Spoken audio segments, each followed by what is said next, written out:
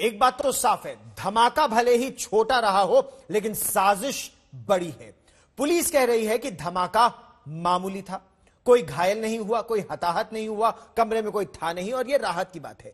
लेकिन जिस तरह से यह धमाका हुआ वो एक बड़ी साजिश की तरफ इशारा साफ तौर पर कर रहा है। आइए हम आपको बताते हैं कि यह बड़ी साजिश क्यों इस समय लग रही है। पहली बात, ये जो पंजाब पुलिस का खुफिया विभाग है, इसके मुख्यालय में बाहर से धमाका किया गया और यह सामान्य बात कतई नहीं हो सकती। धमाके में आरपीजी यानी रॉकेट प्रोपेल्ड ग्रेनेड का इस्तेमाल होना एक बड़ी साजिश की तरफ इशारा करता है, क्योंकि आरपीजी कोई आम हथियार नहीं है। हम आपको आरपीजी के बारे में भी विस्तार से बताएंगे। आमतौर पर आतंकवादी पुलिस हो, सेना हो, सुरक्षा बल हो, खासतौर पर उनके प्रतिष्ठान को निशाना कम बनाते हैं। जब बनाते हैं तो एक ये बड़ा संकेत दे रहे होते हैं। मोहाली में जहां धमाका हुआ वो खुफिया विभाग का मुख्यालय भी है। जाहिर है साजिश बड़ी है। पंजाब में हाल के दिनों में खालिस्तानी गतिविधियां बढ़ती हुई नजर आई हैं। यह भी साजिश की ओर इशारा कर रही है। पंजाब में चंद दिनों के भीतर अगर हम बात करें तो तरनतारन में, चंडीगढ़ में विस्फोटक इंप्रोवाइज्ड एक्सप्लोसिव डिवाइसेस जिसमें आरडीएक्स था, यह बरामद हुए हैं। इसके साथ साथ हरियाणा में भी कुछ बरामदगी हुई है करनाल के पास। अब प्रश्न यह उठता है क्या इसके तार एक दूसरे से जुड़े हैं, क्योंकि यह सब एक बड़ी जांच का विषय है। आइए अब जरा हम आपको ये जो क्राइम सीन है वो समझाते हैं। क्या है यह क्राइम सीन और कहां हुआ यह धमाका?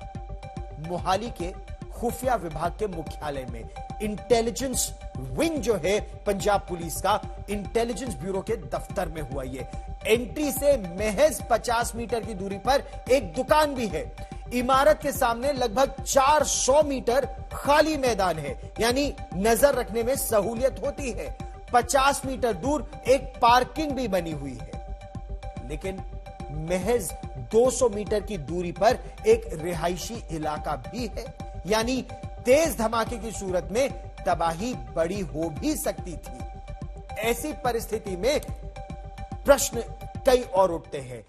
हम उनके बारे में भी विस्तार से बात करेंगे, लेकिन संदिग्ध कौन है? मेरे सहयोगी सतिंदर चौहान हमारे साथ ताजा जानकारी के साथ जुड़ रहे हैं। सतिंदर, स्विफ्ट गाड़ी, 2 संदिग्ध, आरपीजी, अगर आप इन सभी बिंदुओं को ज्वाइन करते हैं तो बड़ी तस्वीर क्या उभर कर आ रही है? क्या वहां सीसीटीवी कैमरे थे? कोई नंबर कैद हुआ है? संदिग्धों के बारे में क्या खबर है? देखिए गौरव, बहुत सारी जानकारियां हैं जो पंजाब पुलिस के सूत्रों के मुताबिक हमारे पास आ रही हैं और ज्यादा जो जिस गाड़ी की आप बात कर रहे हैं, जिन नंबरों की बात कर रहे हैं, मैं आपको बताना चाहूंगा कि जो गाड़ी है उसको ट्रेस कर लिया गया और वो इसी रास्ते से, जिस जगह पर मैं खड़ा हूं, और ये तस्वीरें मैं दिखाता रहता हूं, आपको बताता भी हूं और समझाता भी हूं। देखिए ये इंटेलिजेंस का हेडक्वार्टर का मेन गेट है जहां पर ये ब्लैक कैट कमांडो आपको इस समय दिखाई दे रहे हैं। और ठीक इसको उस तरफ मैं कैमरे को ऊपर करता हूं तो वो जो बिल्डिंग का आपको एक टूटा हुआ जो हल्का सा निशान ईंटों का दिख रहा है, यहां पर जो है उसको लॉन्च किया गया था। और लॉन्च कहां से किया गया था? अभी एनआईए की टीम आई है, उसने बाकायदा रिकंस्ट्रक्शन किया है और सारा मौके का मुआयना किया है, जिसमें आर्मी के एक्सपर्ट भी थे। तो ये जो जगह है, ठीक इस जगह से शाम का 7:45 का वक्त ये रहा है और इसलिए ताकि यहां थोड़ा अंधेरा हो जाता है। स्ट्रीट लाइट यहां पर लगी हुई है और जब वो शख्स इन झाड़ियों की तरफ आ जाता है जहां पर ये गाड़ियां खड़ी हुई हैं तो उस पर स्ट्रीट लाइट का असर नहीं होता है। और देखिए आरपीजी का जब इस्तेमाल किया जाता है तो हमेशा इस चीज का ध्यान में रखा जाता है कि वहां पर पेड़ पौधे ना हो, क्योंकि उसके ब्लास्ट होने की संभावना उसमें रहती है। यहां से सीधा उस विंडो पे ये मारा है और उस विंडो से टकराया है। अगर ये टकराता ना और सीधा विंडो के अंदर जाता आरपीजी तो यहां पर नुकसान ज्यादा हो सकता था। अब आपने जो सवाल किया उस पर मैं आता हूं। पंजाब पुलिस लगातार संदिग्धों की धरपकड़ कर रही है। जिस गाड़ी का आप जिक्र कर रहे थे वो गाड़ी दरअसल डेरा बसी होते हुए अंबाला की तरफ, यानी कि पंजाब से हरियाणा की तरफ गई है।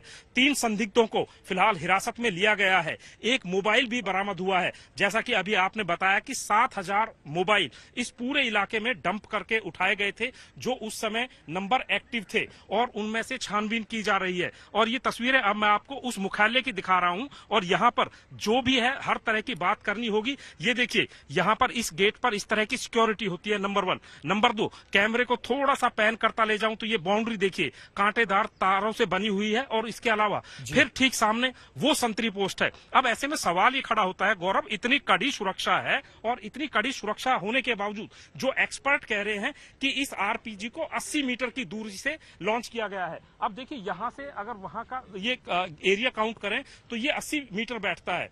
तो कुल मिलाकर यहां पर लापरवाही भी हुई है, क्योंकि इंटेलिजेंस ब्यूरो है। इंटेलिजेंस ब्यूरो सरकार का, पुलिस का, पूरे सिस्टम के आंख, नाक, कान का काम करता है। इंटेलिजेंस ब्यूरो वो सिस्टम होता है जो पुलिस को पहले अलर्ट करता है कि यहां पर धमाके होने वाले हैं, यहां पर दंगे होने वाले हैं। लेकिन यहां अलर्ट इंटेलिजेंस ब्यूरो को ही निशाना बनाया गया। और ये देखिए, अब यहां पर कमांडोज की ये फौज तैनात की गई है। अगर इस तरह की सुरक्षा व्यवस्था पहले की होती तो इस तरह की घटना को रोका जा सकता था।